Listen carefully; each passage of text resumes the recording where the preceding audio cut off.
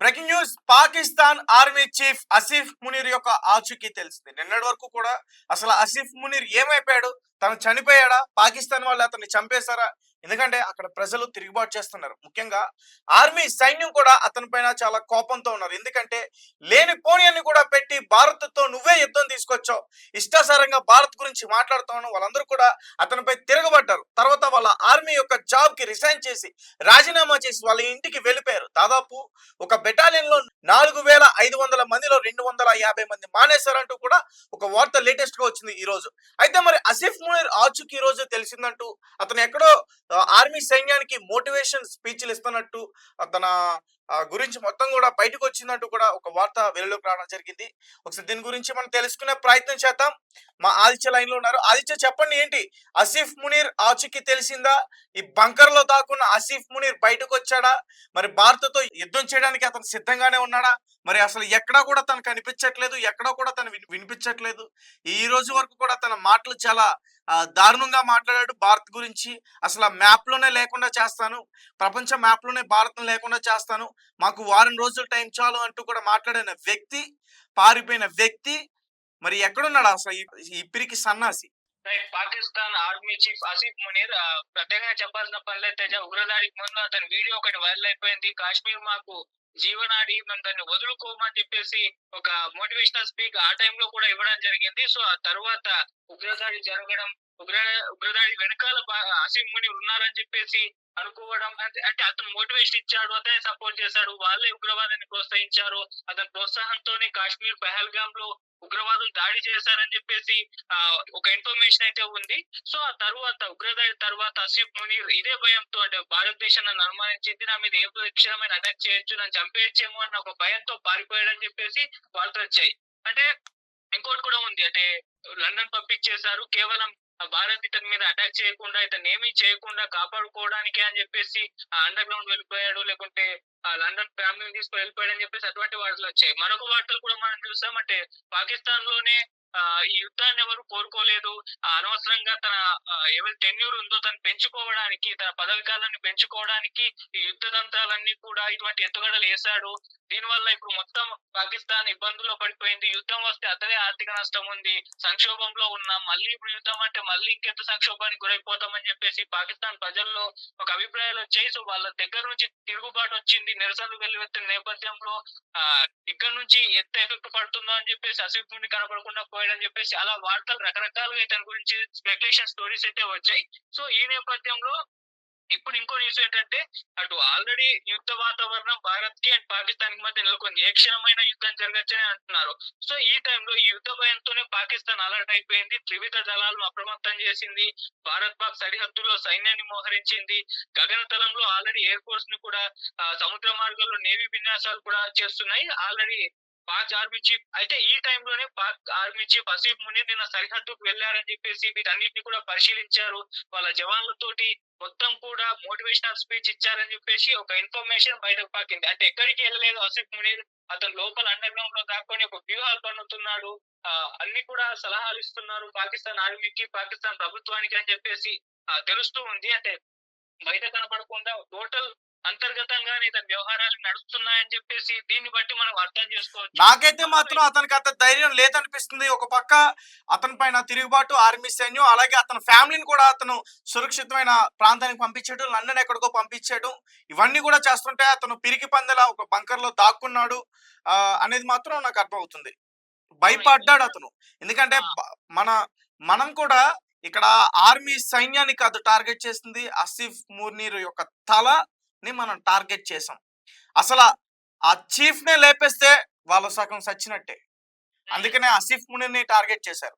Even Trump కూడా, even Modi గారు కూడా, ఈవెన్ బలోచిస్తాన్ కూడా, ఈవెన్ ఆఫ్ఘనిస్తాన్ కూడా ఆసిఫ్ మునీర్ ని క్లియర్ గా టార్గెట్ చేశారు, అతన్ని లేపేస్తాం అని చెప్పేసి. నాకు తెలిసి ఖచ్చితంగా ఆసిఫ్ మునీర్ ని బలోచిస్తాన్ వాళ్ళే కిడ్నాప్ చేసి ఉంటారు, లేదా బలోచిస్తాన్ వాళ్ళే చంపేస్తుంటారని నాకు అనిపిస్తుంది ఆదిత్య. సో ఈ న్యూస్ లో అయితే అంత బలం లేదని చెప్పుకోవచ్చు.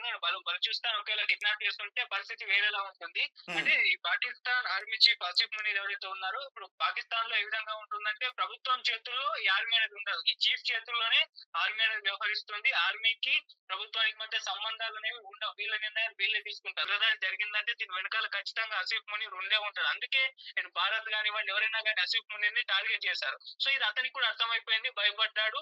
సో కొన్ని రోజులు అండర్ గ్రౌండ్ వెళ్ళిపోయి కింద నుంచి ఏదైనా ప్లాన్ చేసుకుందాం అని చెప్పేసి ఈ విధంగా ఇన్ని రోజులు కనబడకుండా పోయాడు. ఇంకో న్యూస్ కూడా వచ్చింది, శ్రీలంక వెళ్ళిపోయాడు. శ్రీలంక నుంచి ప్లాన్ చేస్తున్నాడు భారత్ పైన ఏ విధంగా దాడి చేయాలని. ఎందుకంటే అక్కడ ఎల్టీటీ అంతకుముందు ఉండేది లిబరేషన్ వాళ్ళు. సో వాళ్ళతో కలిసి భారత్ మీద అటాక్ చేద్దామన్న ఒక ప్లాన్ చేశారని చెప్పేసి కూడా ఒక న్యూస్ అయితే బయటకు వచ్చింది. సో ఒకవేళ అదే చేస్తే గనక పాకిస్తాన్ ఆర్మీ చీఫ్ తన చేతకానితనం మనకు అర్థం అవుతుంది. అవును, అక్కడే ఒకవేళ అదే నిర్ణయం తీసుకుంటే ఆ నిర్ణయం గురించి బయటకు వస్తే పాకిస్తాన్ ఓడిపోయినట్టే. అవును. యాక్చువల్ గా పాకిస్తాన్ లో ఎప్పుడైనా ఇటువంటి పరిస్థితులు వచ్చినప్పుడు వాళ్ళ జనరల్, వాళ్ళ చీఫ్లు ఎప్పుడు కూడా వాళ్ళ ఫ్యామిలీని బయట దేశాలకు పంపించేయడం, వీళ్ళు కూడా అండర్ గ్రౌండ్ కొంతకాలం వెళ్ళిపోవడం, భయపడి ఈ విధంగా ముందు నుంచే చేస్తున్నారని చెప్పేసి కూడా తెలుస్తుంది. గతంలో కూడా చేశారు. ఇప్పుడు ఈయన కూడా అదే పద్ధతిలో వ్యవహరించాడు. అంటే పాకిస్తాన్ లో మనం పరిస్థితులు చూస్తున్నాం. ఒకవైపు ఏమో బలూచిస్తాన్ నుంచి వాళ్ళు మిలిటెంట్లు వాళ్ళు యుద్ధం చేస్తున్నారు పాకిస్తాన్ ఆర్మీ తోటి. మరోవైపు తాలిబాన్లు ఇప్పుడు మళ్ళీ భారత్ తననే టార్గెట్ చేసి మళ్ళీ యుద్ధం జరిగే అవకాశాలు కనిపిస్తున్నాయి. ఈ విధంగా మూడు వైపుల నుంచి కమ్ముకపోవడంతో అతనికి ఏం చేయాలో అర్థం కాక ఈ విధంగా అండర్ గ్రౌండ్ వెళ్ళిపోయాడని చెప్పేసి కూడా వార్తలు అయితే వస్తున్నాయి Teja. Right, thank you Aditya. So guys చూస్తున్నారు కదా, ఆసిఫ్ మునీర్ దొంగలాగా దాక్కుని భారత్ పై యుద్ధానికి సన్నాహాలు చేస్తా ఉన్నాడట. మరి మరి ఒక పక్క ఇతని గురించేమో ఒక హీరో రేంజ్ లో ఎలివేషన్స్ ఇస్తున్నారు అక్కడ ఉన్న మినిస్టర్స్ కానీ ఇతను అక్కడ ఉన్న గవర్నమెంట్ మాట వినట్లేదు. వాళ్ళు మాత్రం ఇతను తెగ పొగిడేస్తున్నారు. ఎందుకంటే ఇతను భారతదేశంలో ఉన్న అయోధ్య రామాలయాన్ని కూల్చి అక్కడ బాబ్రీ మసీద్ ని నిర్మిస్తారంట. దీనికి ఈయన ఫస్ట్ ఇటుక శంకుస్థాపన అంటాం కదా, ఇతనే పెడతాడంట. అసలు ఈ పాకిస్తాన్ లోనే కనిపించట్లేదు, శ్రీలంక పారిపోయాడని చెప్తున్నారు. భారత్ తో డైరెక్ట్ గా ఎదురుగా యుద్ధం చేసే సత్తా లేదు ఇతనికి. ఎక్కడికో శ్రీలంక పారిపోయాడు, లేకపోతే బంగ్లాదేశ్లతో చర్చలు జరుపుతారు, లేదంటే చైనాలతో చర్చలు జరుపుతారు, ఆఫ్ఘనిస్తాన్ కాలు పట్టుకుంటారు, బలూచిస్తాన్ వాళ్ళని మొక్కుతారు వాళ్ళకి, మాకు ఇలాంటి టైంలో మా తోడు ఉండండి అని. ఎందుకంటే బలూచిస్తాన్ వాళ్ళు సెపరేట్ అవ్వాలని చెప్పేసి వాళ్ళు కోరుకుంటారు. వీళ్ళపైన యుద్ధానికి వాళ్ళు సిద్ధంగా ఉన్నారు. మరి ఇలాంటి వ్యక్తి భారతదేశంలో అడుగుపెట్టి అది అయోధ్య రామాలయాన్ని కూల్చి బాబ్రీ మసీద్ కడతారంట. ఇలాంటి కథలు పడుతున్నారు వాళ్ళు. సో మనకి క్లియర్ గా అర్థం అవుతుంది. నాకు తెలిసి బలోచిస్తాన్ ఆర్మీ ఇతన్ని ఏదో ఒక చేసే ఉంటది. ఆ విషయం మనకి బయటికి చెప్పట్ల. ఖచ్చితంగా బలోచిస్తాన్ ఆర్మీ చేతులు ఇతను అంతం అయిపోయి ఉంటాడని నాకు అనిపిస్తుంది. ఒకవేళ అదే జరిగితే, ఆ విషయం కాస్త బయటకు వస్తే వీళ్ళ ఆర్మీ సైన్యం వెనక్కి తగ్గే అవకాశం ఉంది, భయపడే అవకాశం ఉంది. ఎందుకంటే భారత్తో యుద్ధం అంటే అంత తేలిక కాదు. భారతదేశంతో యుద్ధం చేస్తే వాళ్ళకి మరణం తప్పదన్న విషయం అక్కడ ఉన్న సైనికులకి తెలుసు. అందుకనే వాళ్ళందరూ కూడా వాళ్ళ ఆర్మీ యొక్క జాబ్ కి రాజీనామా చేసి వాళ్ళ ఇంటికి వెళ్ళిపోతున్నారు. ఉన్న బ్రతికిన ఈ 4 రోజులు కూడా ఆ కుటుంబంతో సంతోషంగా గడపొచ్చు అని చెప్పేసి వాళ్ళు అక్కడికి వెళ్ళిపోతున్నారు. అలాగే కొంతమంది రివర్స్ అవుతున్నారు, మీకు అవసరం అని చెప్పేసి. అలాగే ఈ పాకిస్తాన్ ఆర్మీ కాదు, ఇది పాకిస్తాన్ ఆర్మీ అనకూడదు వీళ్ళని. వీళ్ళు కూడా ఉగ్రవాదులే. ఎందుకంటే ఈ ఉగ్రవాద సంస్థల్ని పెంచి పోషిస్తుంది కూడా వీళ్ళే. వచ్చిన డబ్బంతా కూడా ఆ ఉగ్రవాదుల సంస్థకే పెట్టడం, దాని ద్వారా ఆయుధాలు అవి ఇవి అన్ని కూడా కొనుక్కోవడం, దాంతో దాడులు చేపించడం, ఇదే సరిపోతుంది. అక్కడ ప్రజలు ఏమవుతున్నారు, అక్కడ ప్రజల ఆర్థిక పరిస్థితి ఎలా ఉంది ఏంటి అనేది మాత్రం వీళ్ళకి అవసరం లేదు. అందుకే ఈరోజు పాకిస్తాన్ మొత్తం కూడా ఆకలి బాధతో అక్కడ ప్రజలు చనిపోతున్నారు. ఒక పక్క ప్రజలు ఎటువంటి స్థితిలో ఉన్నారో తెలిసి కూడా ఇతను పారిపోయి తలదాచుకున్నాడంటే అర్థం చేసుకోండి. ఇతనేదో పెద్ద సన్నాహాలు చేస్తున్నాడు, ఇతనేదో పెద్ద మ్యాప్ వేసేస్తున్నాడు, ఇతనేదో భారత్ పైన ఒక పెద్ద యుద్ధం చేసేస్తున్నాడు. ఇదంతా కూడా లేదు. ఇతన్ని బలోచిస్తాన్ వాళ్ళు కిడ్నాప్ చేస్తుంటారు, లేదంటే బలోచిస్తాన్ వాళ్ళ చేతిలో ఇతను ఖచ్చితంగా మరణించే ఉంటాడు. ఒక 2 రోజులు వెయిట్ చేయండి, ఇతని గురించి ఖచ్చితంగా మనకు ఒక నిజాన్ని వాళ్ళు ఖచ్చితంగా రిలీజ్ చేస్తారు.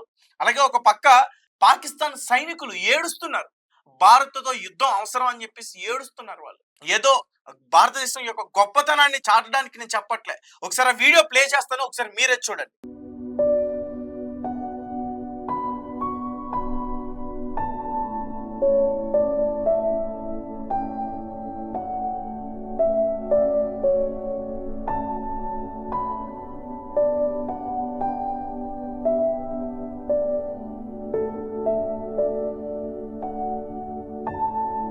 చూసారు కదా, అతను పాకిస్తాన్ సైనికుడు.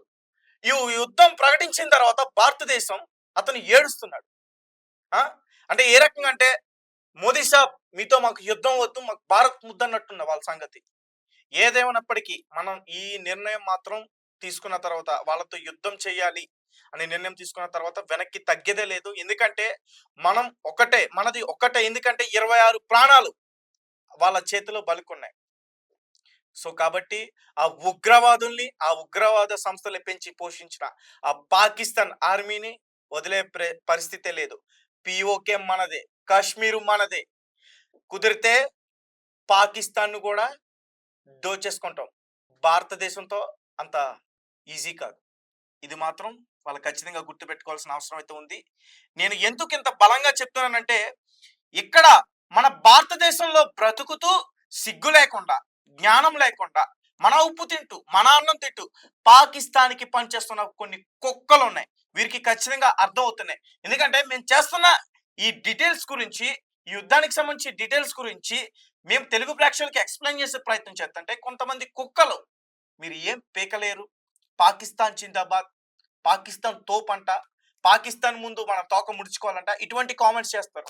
సో నాకు అనిపించింది, ఓకే, ఖచ్చితంగా వీళ్ళు పాకిస్తాన్కి సంబంధించిన కుక్కలు కాబట్టి వీళ్ళు ఆ రకంగా కామెంట్ చేస్తున్నారని నాకు అనిపించింది. మరేం భయం లేదు.